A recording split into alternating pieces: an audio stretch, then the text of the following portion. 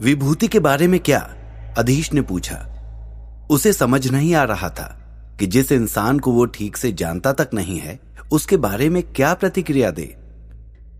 मैंने विभूति को कई बार गोपाल दास के साथ उत्तर पूर्व दिशा के बागों में जाते देखा है, देवयानी ने रहस्य भरी आवाज में कहा। तो अधीश को कोई अंदाजा नहीं था कि किस बारे में बात हो रही है। अरे, तुम्हारा ध्यान किधर है आज? क्या तुम्हें याद नहीं गोपाल दास का हमारे पिताजी के साथ कितना बैर है? देवयानी के स्वर में थोड़ी झल्लाहट आ गई थी।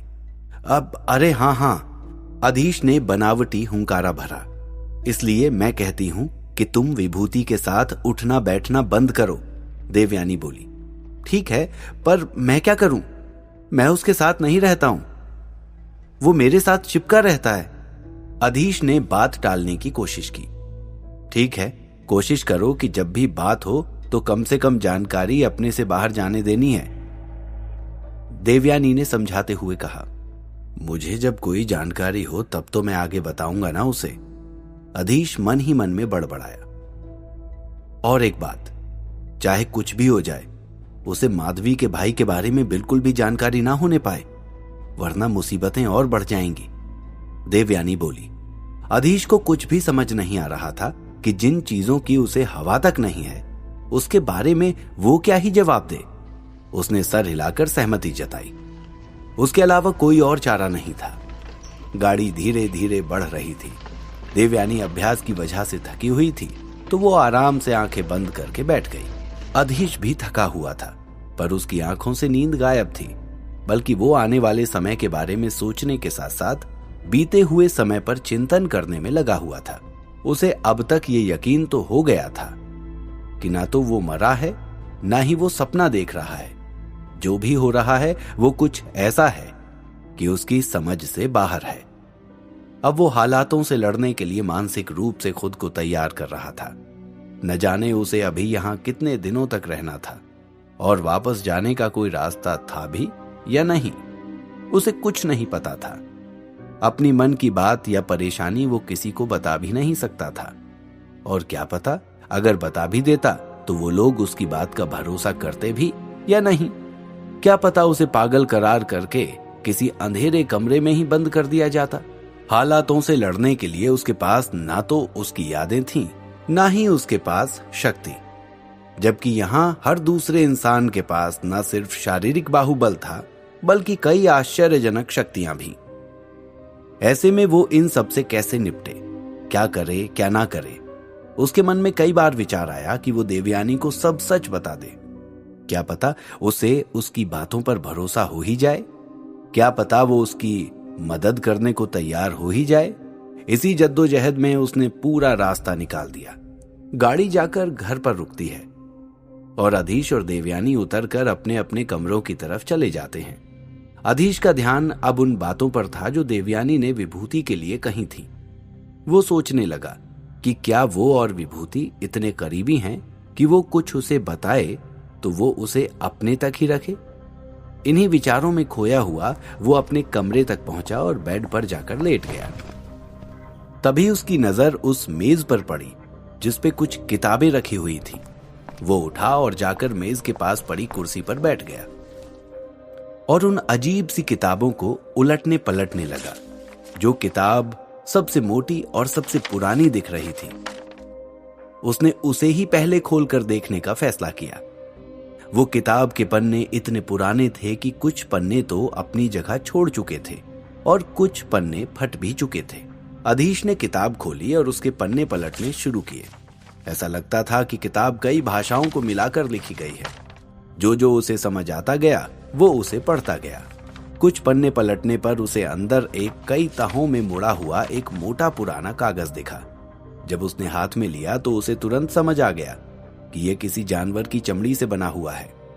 उसका रंग किसी पदार्थ से भूरा मटमैला कर दिया गया था और उसके अंदर कुछ आड़ी तिरछी रेखाएं बनी हुई थीं और उसके साइड पर कुछ लिखा हुआ था और ध्यान से देखने पर वो उसे एक नक्शे जैसा लगा। उसने देखा कि उस नक्शे पर कुछ लाल रंग के निशान भी बने हुए थे। अधीश ने उस नक्शे को पूरा खोलकर मेज पर फैला लिया और उसे समझने की कोशिश करने लगा। स्थान विश्वा यानी अधीश और देवयानी के पिता का कक्ष। देवयानी धीमे धीमे चलते हुए अपने पिता के कक्ष तक पहुंची और दरवाजा खटखटाकर उसने अंदर आने की अनुमति मांगी। अंदर आ जाओ। अंदर से भारी और गंभीर आवाज आई। देवयानी धीरे से अंदर प्रवेश कर गई।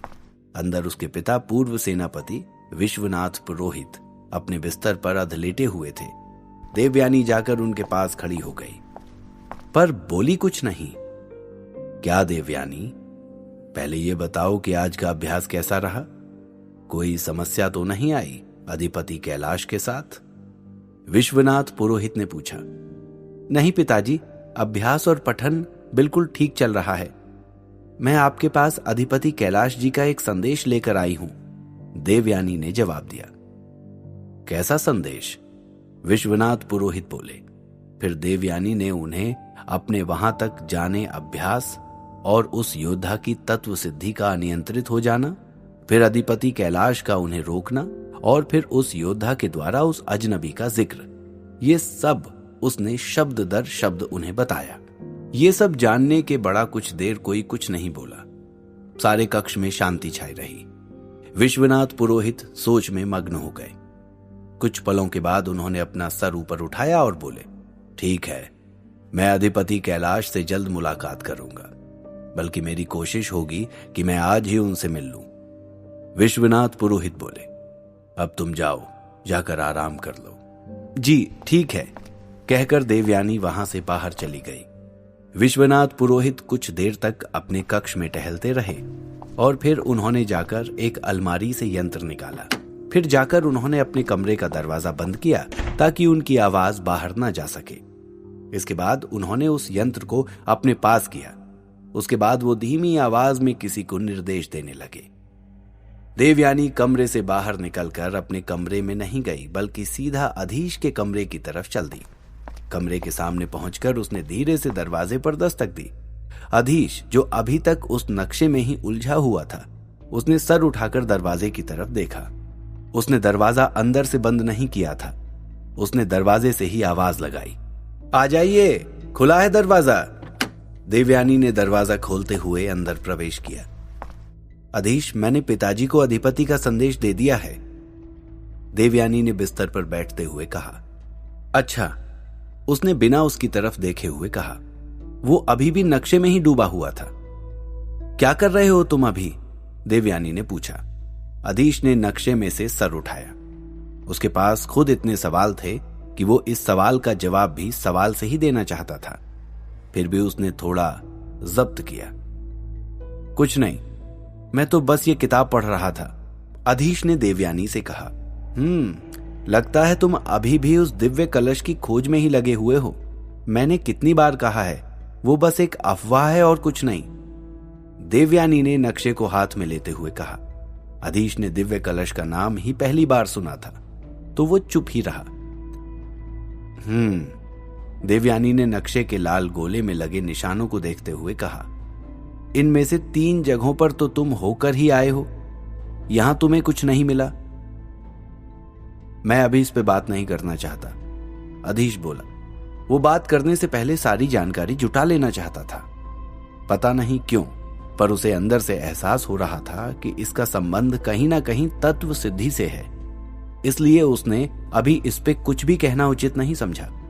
वो पहले सारी किताब देख लेना चाहता था। देवयानी कुछ देर तक वो नक्शा देखती रही। फिर उसके बाद उसने उसे वहीं रख दिया जहां से उठाया था। देखो, तुम अपना वक्त बर्बाद कर रहे हो। जिस चीज ने तुम्हें नहीं चुना उसके लिए समय बर्बाद मत करो। भले ही अधिपति कैलाश कितना भी कहते रहें कि कोशिश करने पर कोई भी तत्व सिद्धि में माहिर हो सकता है, पर मैं और तुम दोनों जानते हैं कि ऐसा संभव नहीं है। इसलिए बेकार की चीजों को छोड़कर अपना ध्यान उन चीजों में लगाओ जिससे तुम आगे जाकर राज दरबार में अपनी जगह पक्की कर सको, देवयानी ने सधी हुई आवाज में कहा। तो मेरा अनुमान सही था, यह तत्व सिद्धि से जुड़ा है मामला, अधीश ने मन ही मन में सोचा। मैं अधिपति कैलाश की बात से सहमत हूं। अगर वो कहते हैं कि निरंतर अभ्यास से तत्व सिद्धि पे काबू पाया जा सकता है, तो मैं कोशिश करना नहीं छोड़ूंगा, अधीश ने देवयानी को देखते हुए कहा। ठीक है, जैसी तुम्हारी मर्जी।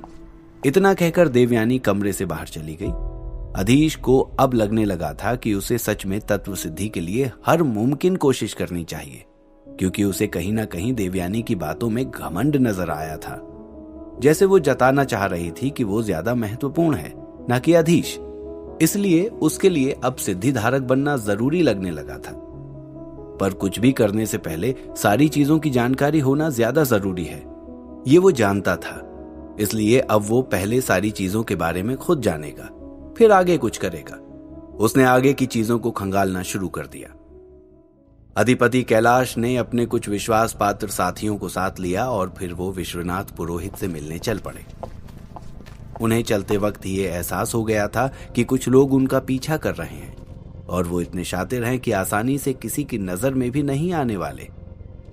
पहले उन्होंने सोचा कि मुलाकात का कार्यक्रम रद्द किया जाए, पर फिर कुछ सोचकर उन्होंने आगे बढ़ना जारी रखा। उनके दिमाग में चिंताओं का अंबार लगा हुआ था। ये पहली बार नहीं था जब उस अजनबी का जिक्र उनके सामने आया था। इससे पहले कई बार उन्होंने उसका जिक्र कई लोगों से सुना था। कई लोग उसकी अजीबो गरीब जड़ी बूटियों का लाभ उठा चुके थे। उनमें से कुछ तो सफल हुए थे और कुछ का बहुत बुरा हाल हुआ था। उनकी सबसे बड़ी चिंता यह थी कि अगर बिना तत्व सिद्धि लिए जन्मे लोग भी उनकी तरफ आकर्षित होने लगें तो समस्या और गंभीर हो जाएगी। इस वजह से वो जल्द से जल्द इसकी जड़ तक जाकर उसे समाप्त करना चाहते थे। वो तेज कदमों से विश्वनाथ पुरोहित की तरफ बढ़े जा रहे थे, जो कि उनके पीछे था। वो अभी तक अपने आप को अच्छे से छुपाए हुए था। उनके साथ चले 4 सैनिकों में से एक अचानक बोल पड़ा, अधिपति जी, क्या विश्वाजी इस अभियान के लिए तैयार हो जाएंगे? अधिपति कैलाश ने उसे देखा और कहा, उन्हें होना ही पड़ेगा। इसके अलावा हमारे पास कोई और रास्ता नहीं है। अगर इसे अभी नहीं रोका गया तो समस्या आगे बढ़ती जाएगी और जल्द ही इसे न रोका गया तो जल्द ही हमारे घर तक आ जाएगी। सैनिक ने कुछ नहीं कहा, बस सिर हिला दिया। जल्द ही वो विश्वनाथ पुरोहित जी के स्थान पर आ गए। मुख्य द्वार पर खड़े प्रहरी ने उनसे आने का प्रयोजन पूछा और फिर अंदर जाने दिया। हालांकि वो उन सब को जानता था, फिर भी ये एक निश्चित प्रक्रिया है जिससे हर किसी को गुजरना होता ही था। जल्दी ही वो सब विश्वनाथ पुरोहित के सामने खड़े थे। जलपान के बाद अधिपति कैलाश ने सैनिकों को गुप्त इशारा किया कि वो विश्वनाथ पुरोहित से अकेले में बात करना चाहते हैं। उन्होंने उन दोनों का अभिवादन किया और बाहर निकल गए। अधीश काफी समय से उन किताबों में उलझा हुआ था। काफी सारी जानकारी उसके हाथ लगी थी, जिसको वो धीरे धीरे अपने दिमाग में बिठा रहा था। यह उसकी काबिलियत थी कि एक बार देखी हुई चीज उसके दिमाग में मानो छप सी जाती थी। लेकिन इस गूढ़ दुनिया के राज थे जो उसे परेशान किए जा रहे थे। काफी देर होने के बाद वो उठकर कमरे से बाहर आ गया। थोड़ा टहल लेने के बाद वो कुछ खा लेना चाहता था। टहलते टहलते वो एक जगह पहुंचा जिसके चारों तरफ कमरे बने हुए थे, पर उन सब का पिछला हिस्सा ही उधर था जहां सबकी खिड़कियां खुलती थीं। ये जगह कमरों तक शुद्ध ताजा हवा देने और उन्हें ठंडा रखने के लिए बनाई गई थी। वो वहां जाकर खड़ा ही हुआ था कि उसके कानों में देवयानी की आवाज आई।